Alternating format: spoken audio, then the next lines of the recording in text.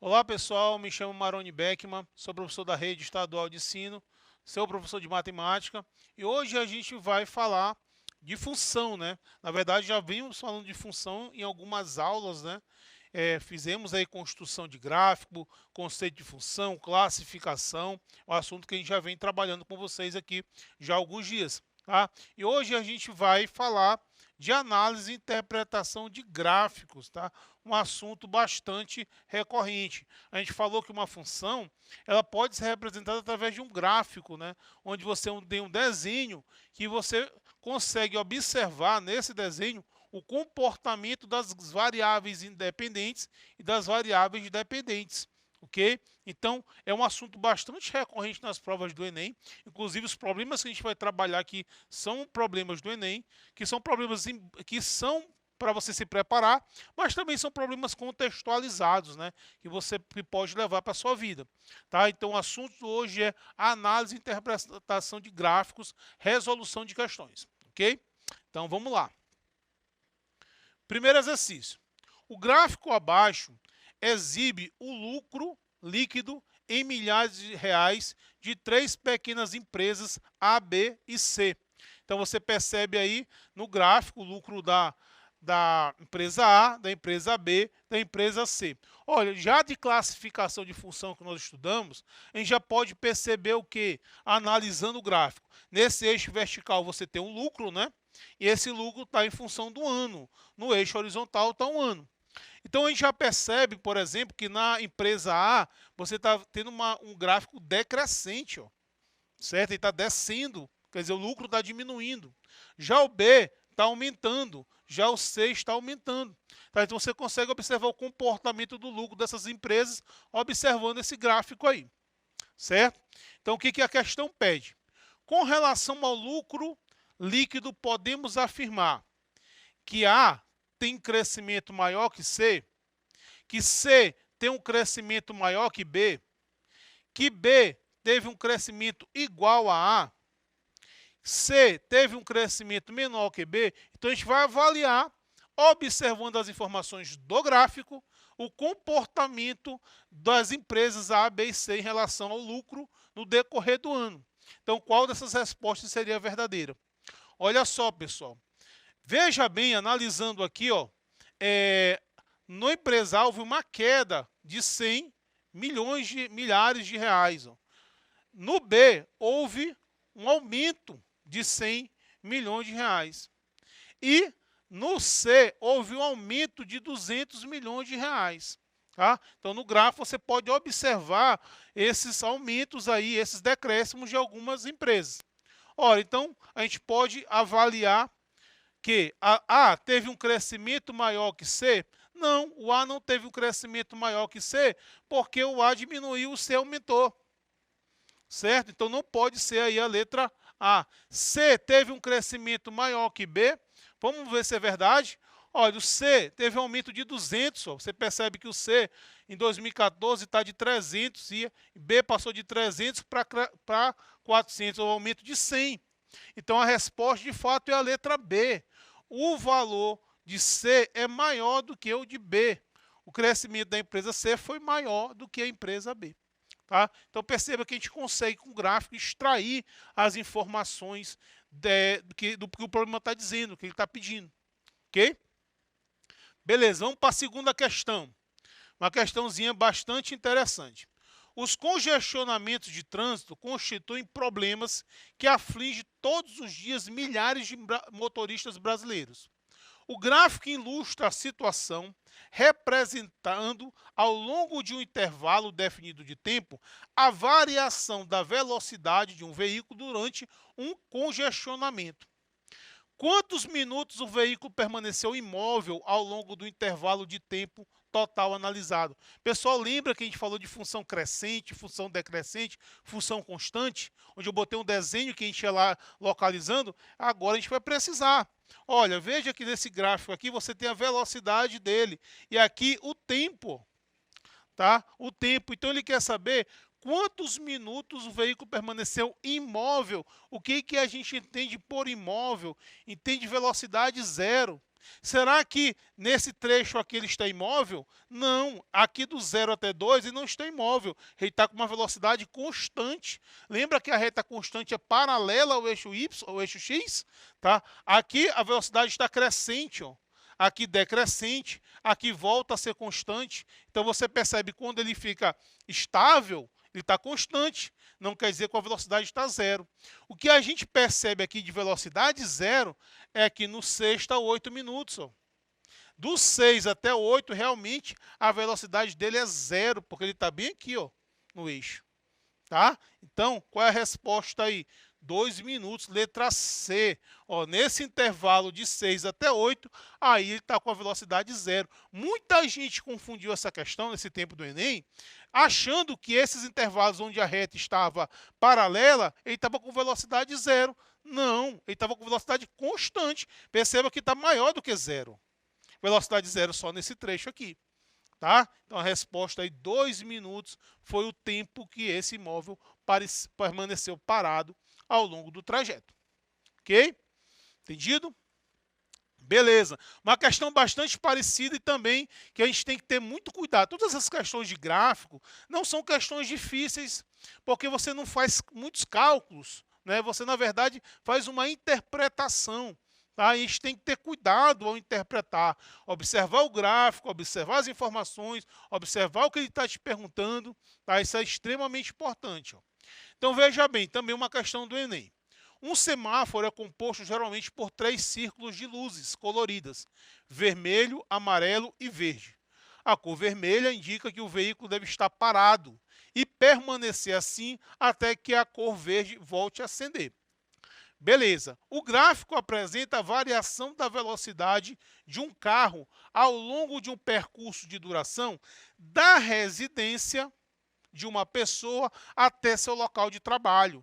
Então veja que esse gráfico representa a velocidade nesse eixo Y, né, é minha velocidade, e nesse eixo X, o eixo horizontal, é meu tempo. E aqui você tem a variação da velocidade no decorrer do tempo. Como é que as pessoas erraram? Olha, ele quer saber os semáforos, né? O gráfico apresenta a variação da velocidade de um carro ao longo de um percurso de 15 minutos de duração da residência de uma pessoa até seu local de trabalho. O que ele pergunta? Durante esse percurso, o carro parou somente nos semáforos. Então, ele parou somente nos semáforos existentes ao longo do trajeto. Em quantos semáforos ele passou? Sabe como as pessoas poderiam confundir? Achando que aqui ele está parado no semáforo, que aqui é outro semáforo, que aqui é outro semáforo e aqui é aqui. E não é verdade. Porque, veja bem, ele fala da saída do local de trabalho até a sua residência. Então, ele está parado aqui no trabalho. Aí, o que acontece? Veja que você consegue ver no gráfico tudo. Ó. A velocidade, ele acelera o carro. Aqui nesse trajeto, a velocidade ficou constante, que é paralela. Aqui, decrescente. Ó. Aí, parou bem aqui no semáforo. Acelerou, velocidade constante. Desacelerou, parou aqui no outro semáforo. Acelerou, velocidade constante, chegou no local de trabalho. Tá? Então, observando o comportamento do gráfico, você observa que ele parou em apenas 2 semáforos. Apenas 2. Tá? A questão nem foi malvada, porque se fosse malvada, ele teria colocado um 4 bem aqui e a galera ia errar, né? Muita gente ia errar por precipitação, por falta de interpretação, por falta de leitura. E por falta de analisar o gráfico. Mas isso não vai acontecer com vocês, não.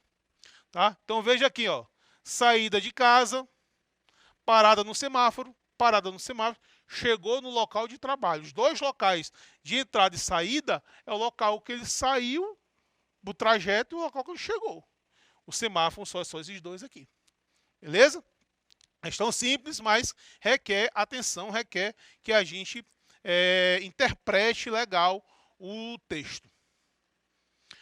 Bom, vamos lá. Outra questãozinha do Enem.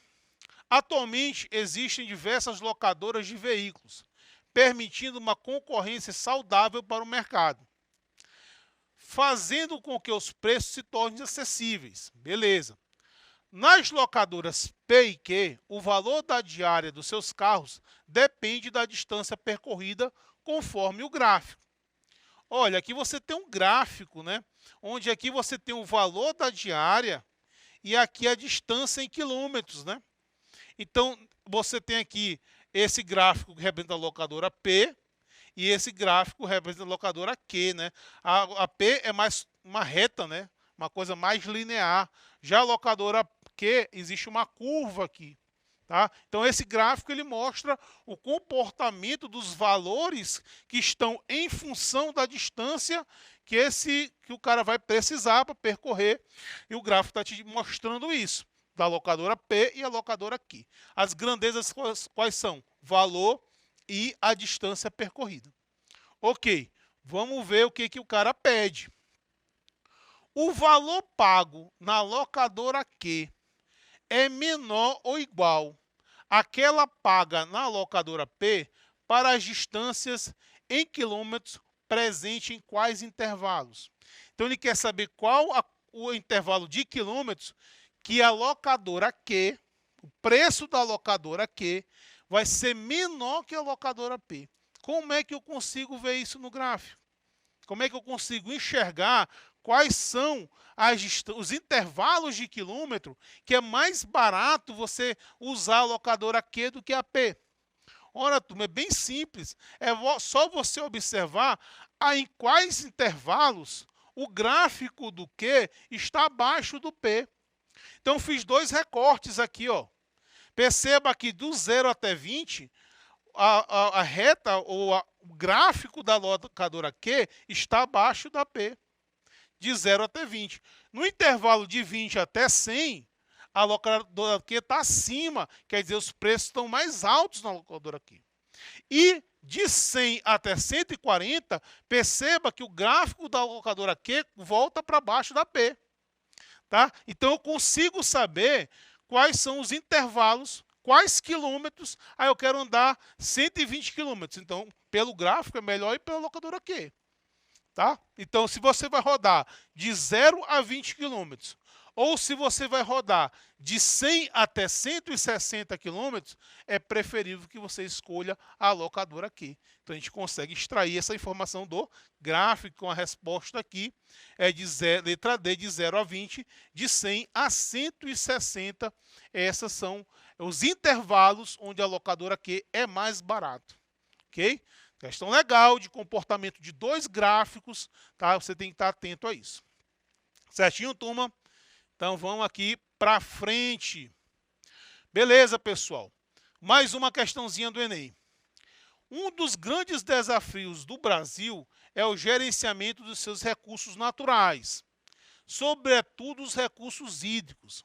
Existe uma demanda crescente por água e o risco de racionamento não pode ser descartado.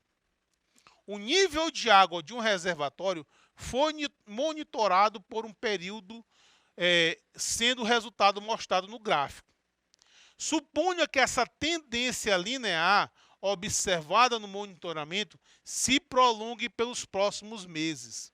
Então, veja aqui, pessoal, que nesse gráfico ele está mostrando o nível do reservatório, né? E aqui os meses. Ó. Aqui perceba que ele começou no mês 1. Tá? Sempre analise o gráfico. O eixo X, que é esse eixo horizontal, ele está mostrando os meses. Ele começou com o mês 1, mês 2, mês 3, mês 4, mês 5, até o mês 6. Ou seja, no mês 1 estava com 30%, já no mês 6 estava apenas 10%. Tá? Então, o que ele quer na questão? Então, a gente já observou que aqui os percentuais que estão em função dos meses, a gente já deu uma analisada, tá? Viu que está decrescendo, né? Isso aqui é uma função decrescente, o nível está baixando ao longo do tempo. Conseguimos extrair do gráfico que no mês 1 tinha 30%, já no mês 6 tinha só 10%. E vamos ver o que ele está perguntando. Nessas condições dadas, qual o tempo mínimo após o 6º mês para que o reservatório atinja o nível 0 de sua capacidade? Se continuar esse processo, né, o que vai acontecer? Quanto tempo vai ser necessário para que não tenha mais água nenhuma, de acordo com a evolução do gráfico? 2 meses e meio, 3 meses e meio, 1 mês e meio, 4 meses ou 1 mês somente, tá? Beleza, pessoal? Então, vamos aqui resolver. Pessoal, o que a gente percebe? Que, veja bem, perceba que em 5 meses, ó, do mês 1 até o mês 6, tem 5 meses. Em 5 meses, 20% da água sumiu. Tá? 20% em 5 meses. Ora, pessoal, se 20% você precisa de 5 meses, quando chegou bem aqui a partir do mês 10, eu só tenho 10%. Ora, se 20% são 5 meses, tá? Você precisa de 5 meses, quantos meses vai ser necessário para acabar esses 10% que sobraram? A metade, 2 meses e meio. Não é verdade? Se precisou de 20% em 5 meses, tá? Para terminar esses 10%, eu preciso apenas de 2 meses e meio. Depois de 2 meses e meio, observando o comportamento do gráfico, vai estar zerado o reservatório, tá? Então, a resposta aí da questão é a letra A, 2 meses e meio, não tem mais água, acabou. Certinho, turma? Beleza. Vamos prosseguir.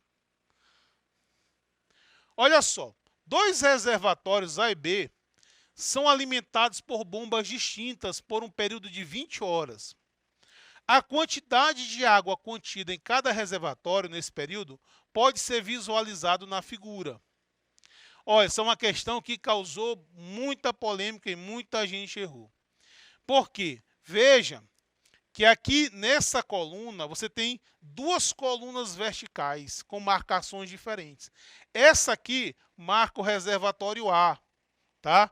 E essa aqui marca o reservatório B. O reservatório A é essa lista com a bolinha, ó. Isso aqui é importante que você leia o gráfico, né? Isso aqui é a legenda do gráfico, tá? Então, esse traçozinho que tem a bolinha representa o comportamento do reservatório A. Já essa retazinha que tem um triângulo cheio, ele marca o comportamento do reservatório B, certo? Agora, veja bem, essa coluna mede o reservatório A e aquela ali mede o reservatório B, tá? Então, a gente tem que ter muito cuidado com isso aí. Veja bem, a pergunta é: o número de horas em que os 2 reservatórios contêm a mesma quantidade de água. Turma, nessa questão, por que as pessoas erraram? Tá? Porque muita gente achou o seguinte, que era o intervalo onde as retas estavam juntas. Tá? Olha só, de 0 até 4, você percebe realmente que as retas estavam juntas. Mas veja bem, se você for buscar bem aqui nesse ponto, ó, o reservatório A tem 60 mil. Se eu quero saber o outro reservatório B, eu tenho que vir para cá, ó, 30 mil. Estão marcando coisas diferentes. Então, embora as retas estejam juntas aqui, isso não quer dizer que eles têm a mesma quantidade de água. Se eu tivesse apenas uma marcação para as duas, se essa coluna aqui tivesse marcando a quantidade de água dos 2 reservatórios, aí beleza. As pessoas erraram porque estavam acostumadas com esse tipo de situação. É difícil ver uma questão onde você tem 2 eixos marcando coisas diferentes, tá? Então, a maioria da galera marcou 4. Mas não é a resposta correta. Qual é a resposta correta da questão? Olha só, é 1 hora só. E é uma coisa bem sutil.